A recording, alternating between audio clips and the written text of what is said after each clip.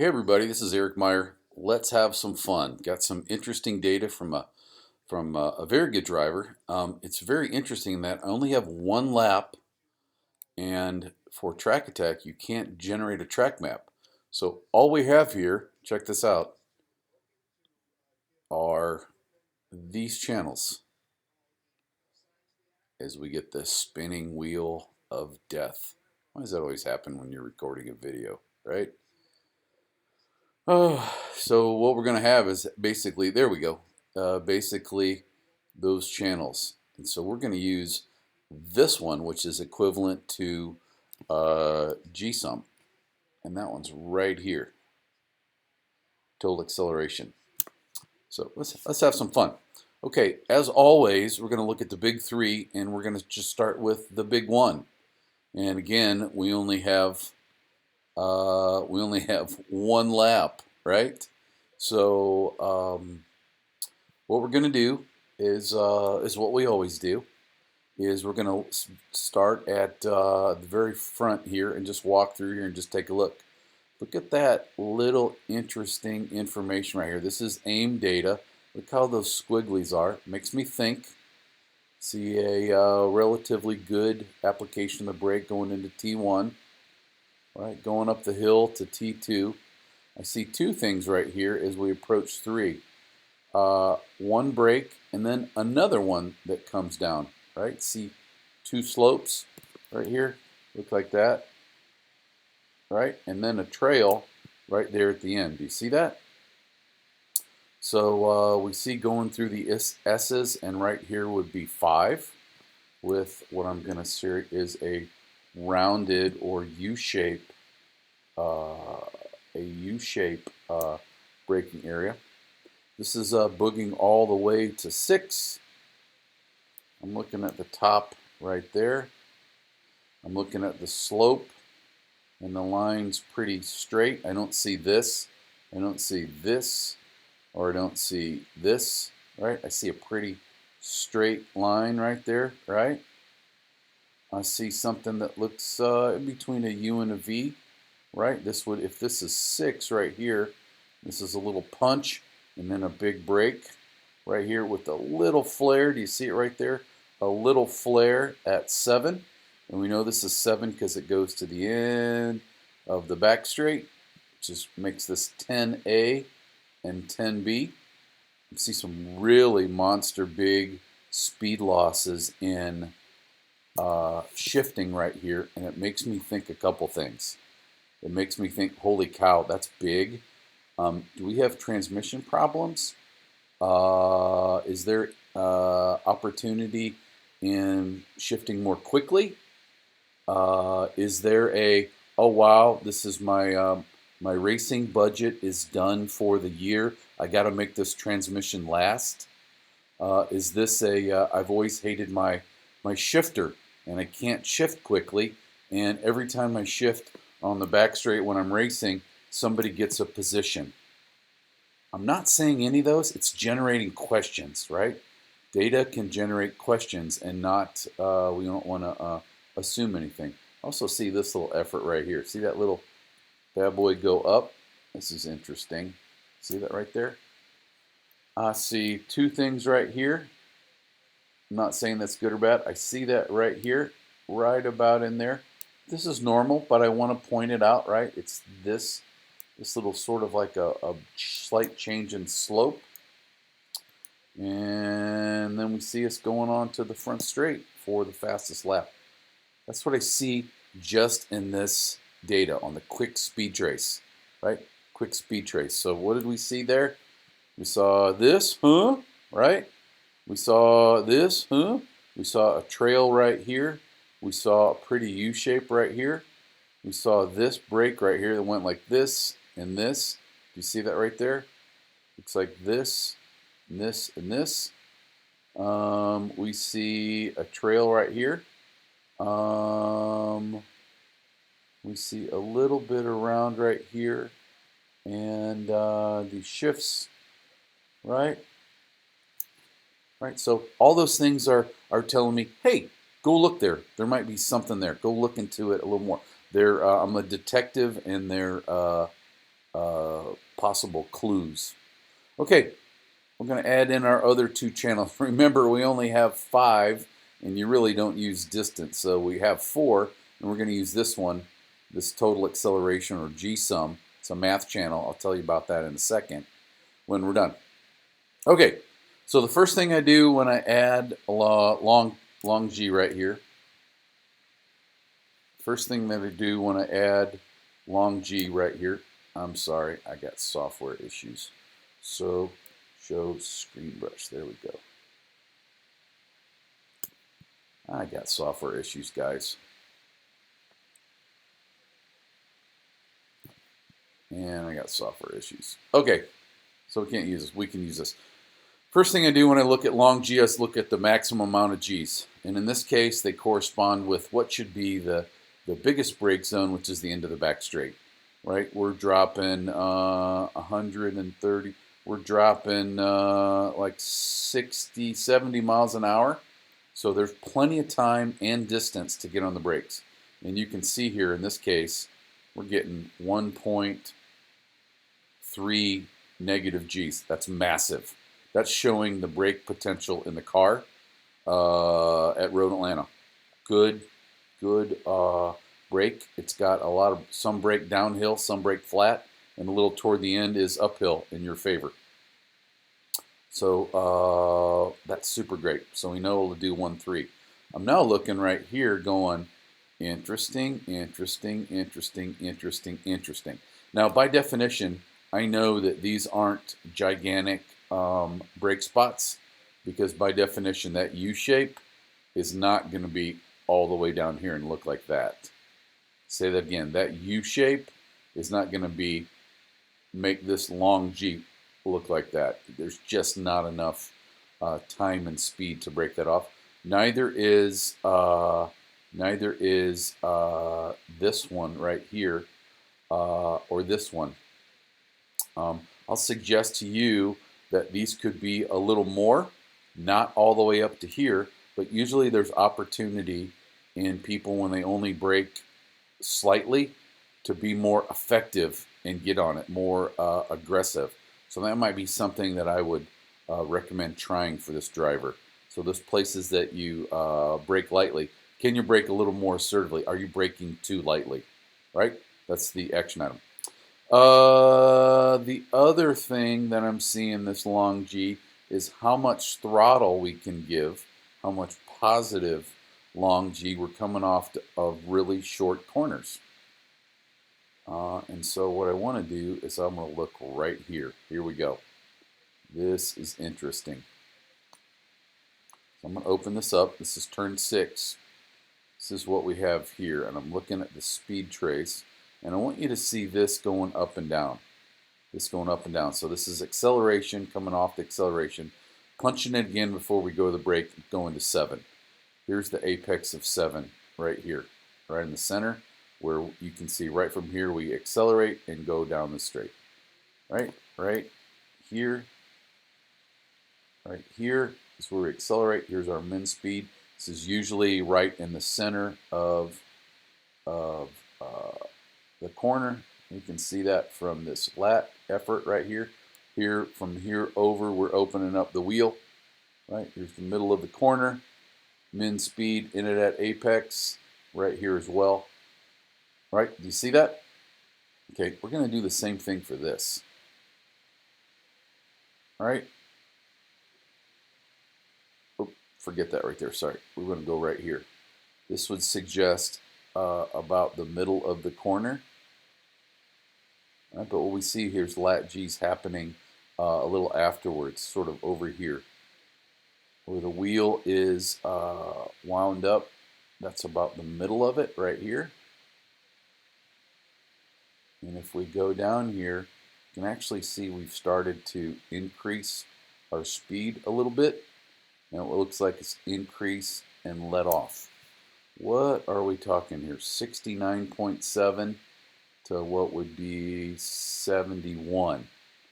So let's call it 70 to 71. That's acceptable.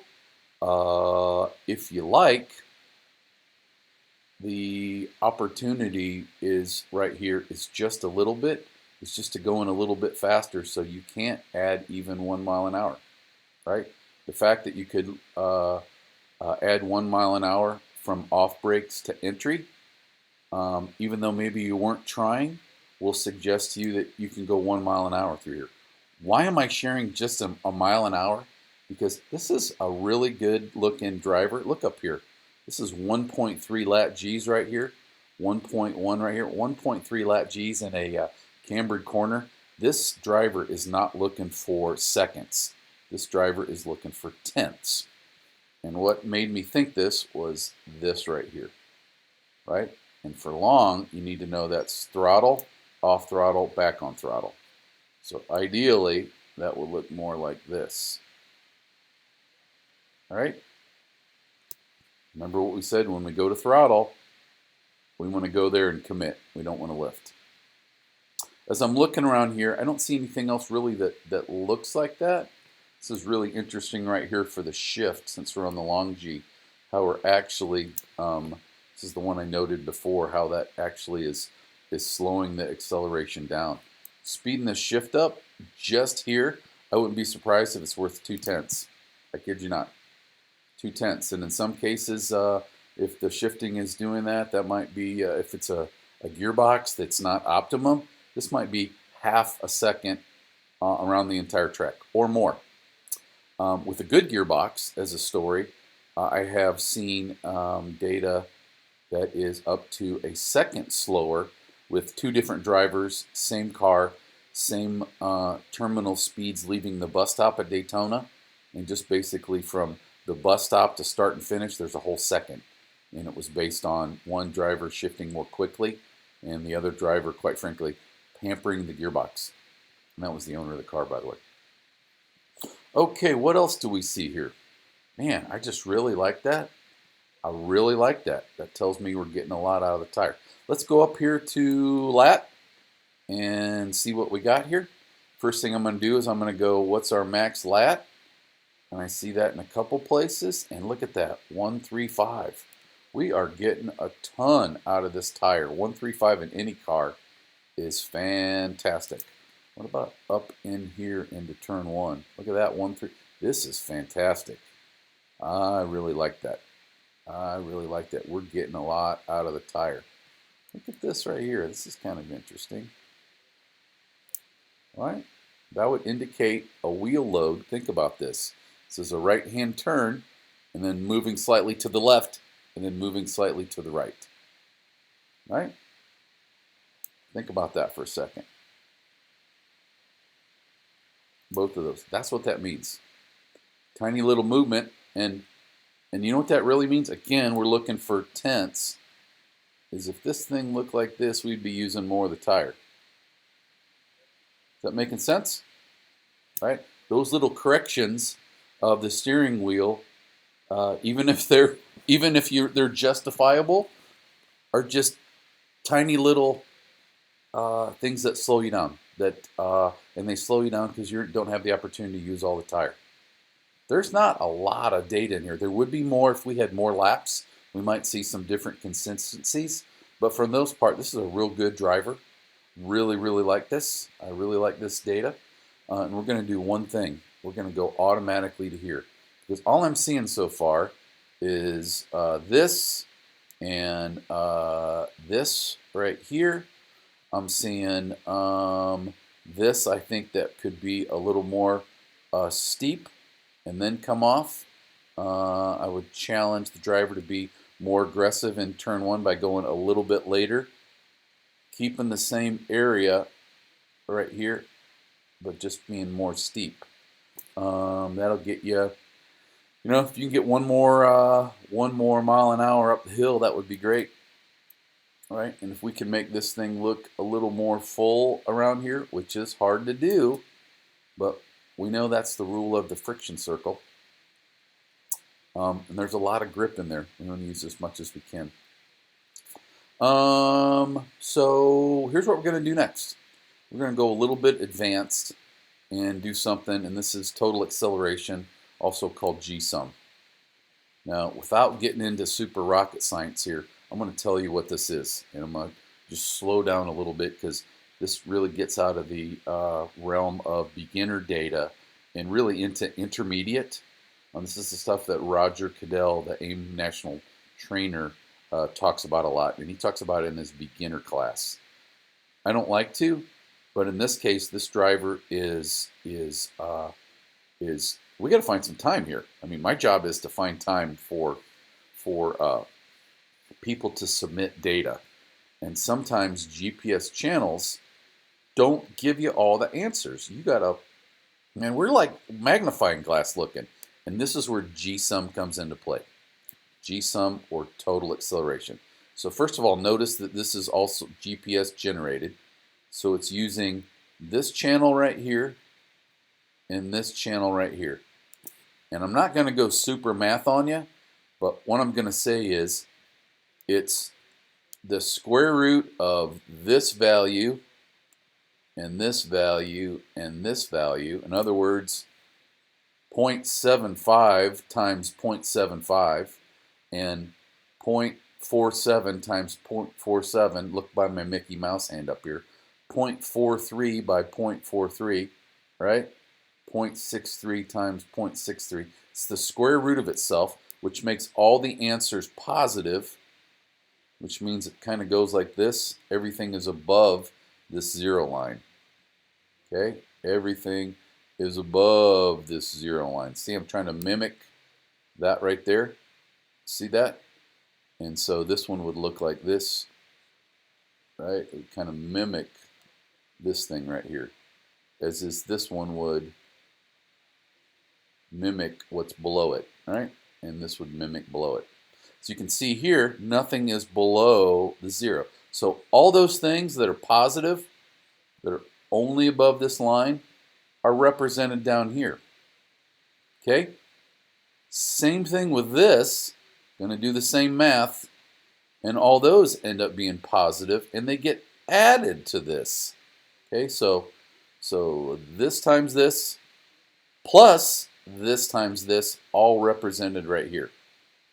And what this should look like is a big old round friction circle. And we're going to go down here and look at that and see where that makes sense. So if we go right here, we know this is 7. This is a high load corner. And we can see right here, this is pretty round, right? This is pretty round. This would suggest that we're getting a lot out of the tire, right? This is the friction circle. You can see a little bit right there, and if you think about it, think about where that is on the friction circle. If the contributions of this are braking, see this right here? This is the braking portion right here, right? This is the braking portion. This is kind of advanced, so bear with me here. You can pull this off. This is the braking portion right here, right? And this is the lateral portion up here. Let's go all the way down and right here, right? And that's right here. And where they overlap is that trail braking thing. So if this is in the center where we're opening up the wheels, we're opening up the steering wheel from apex out. By the way, looky there. There's where we're going. Let's put it about right there, right? This is also where the speed starts taking off. There's something that happens on entry right here for right there where we're not using the tire. Do you see that? I want you to see that. I want you to see this even more. This is more important. So, again, looking at GSum, this is how to read this. And we know this is 7, therefore this is 6, right? So we zip up a little bit and then hit the brakes again. Here we are someplace around the middle of the apex for the cambered turn 7, right? Looks like min speed's over here. So it looks like we got our min speed before we got to the apex. Remember we said we had to increase a mile an hour, right? Also looks like here's where we went below this. So right here is min speed and where we went to throttle, yet it looks like the apex is between here and here, a little farther down. So that says that we overslowed a bit. But here's what I want you to see. This is the opportunity right there is the opportunity. And it took GSum, or total acceleration, to combine here and here to see that. So the recommended effort would be this, and we can see this is roundy right here, would be coming up here just a little farther and attacking, being a little more steep. And if you think about it, that, you just look right above here, right? Look right above this space and see where it's at. It's coming off the break, right? Right here to this side is coming off the break, and it is before apex, right? You see that? It's that portion of the corner. Guys, that's where most people leave it on the table. And this is, we're talking something small, right? Because look at that. We're using 133. Look at that right there. 133 lat Gs. The deal is we're not getting it right here. So I would suggest that there's opportunity, especially because it's cambered. But I would start with asking the driver and asking yourself, hey, how's the car feel right there? Do you think you could take it down there a little farther, start your trail another car length down? Could you carry 1 more mile an hour in there? And then I would follow up with saying, tell me how that you're going to do that. You got to do something different, right? You can't just say, I'm going to go in here, I'm going to brake a little later. You need a more specific plan. You got a specific turn-in marker. You got a specific on-brake marker. You got a specific off-brake marker. I mean, we're not talking about much right here. We're talking about, and this is where this value effort comes into place over here. So I want you to look at this one, this distance. And we're going to look at this value when it's in parentheses in a second.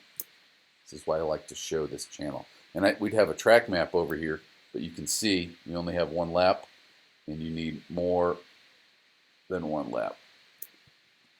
All right. If we use somebody else's data, it usually doesn't line up exactly because it's from a different day, a slightly different GPS. But here's what we're talking about.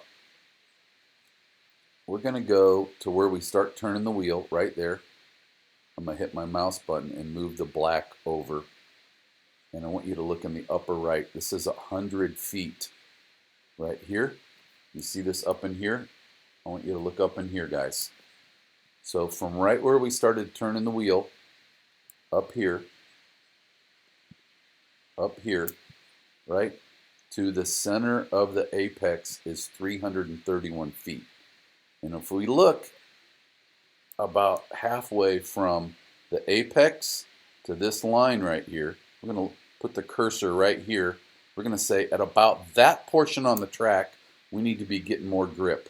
And that's 162 feet down. It's about halfway there, 162, 155. If we had a track map, I would put this car right on there and say, we need to be using more of the tire right there, right? That saves us a tenth, maybe a tenth and a half on the way in. And then we get to take advantage of that and throttle it down to the braking zone to 7, and that's probably 2/10. Again, we're not looking for a lot here. Does that make sense? I don't want to get over, I want to over smoke everybody on this introduction of total acceleration, or GSum. So I'm just going to go over it one more time. And the reason why I went here is because I saw this, which is almost impossible to see when you don't have it. Because if you just look at this right here and you go, wow, that's good. Wow, look, that's good. You can't see it, can you? You have to add those two together and overlap them, which is what this is right here, to be able to see that portion right there. And this is a cambered corner, so this shape can look like this. Sometimes corners can't look like that. Here's something interesting down here that we'll take a look at. So what's this? If we subscribe to that whole idea that things look like this, what is this right here? All right, that's total acceleration, right? So it's possibly the whole friction circle. Let's open this up and move that down. Okay, so here we are, into the back straight, maximum braking, right? Look at that, right? We got 135, if I remember right there. But I'm going to go all the way down to here, and I'm going to go, what the heck? Where is this? Where is this right here? And more importantly, where does it end? Right? In other words, is it supposed to look like this? Well, let's find out. We know that the min corner speed right here happens to look like the maximum lateral G, so we're probably damn near apex where we're going to power, right? Do we see that? Can everybody follow that? Here's the middle of the wheel. This means we're opening it from this way, right? Here is the min speed, which is usually at apex, and by golly, we're adding power here as well. So chances are this is a really great apex and we're adding power. So therefore, this is the apex right here, right? Well, what's this? This is pre-apex. Follow me? It's pre-apex. We go up in the brake zone and follow it. For some reason, here on the track at 11,000, we put our cursor right there if we had a track map, all the way down to the apex. We're not using this grip. If I had to guess, that's probably a transmission downshift, if I had to guess, because right here we start coming off the brake, right? And usually everybody's maximum pressure is right in about here. It's about right in the middle third-ish, and it trails off, right? And if we look at sort of the middle, so I think this should be more like this a little bit, and then come up, right? I won't be surprised if we can do this. And just that little bit of moving it over right there and blending it will help make that work. Because remember, what this is, it's times 2. It's squared by itself. So it's not just this little area right here. It's times 2. So it's bigger. Look at that. That's almost a piece that fits right in there. Does that make sense? That and that. Okay, there you go. I'll make another video to do GSum in the future, or what Track Attack calls total acceleration. But in order to know this, you've got to know this. You've got to know these two together. And then lastly, add the third together. But this is, of the big three, as I mentioned, this is 50%, 5-0, 5-0. And then you add this one in together. That's 80% of what we do. 8-0, 8-0. And then we weave in what our hands do. Okay? That's it. I'm Eric Meyer. Send me your data.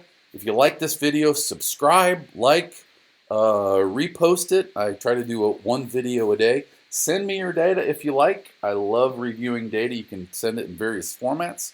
I'll put my email address in the bottom. And this is how people learn. So stay tuned for more, and I will talk to you soon and see you at the track.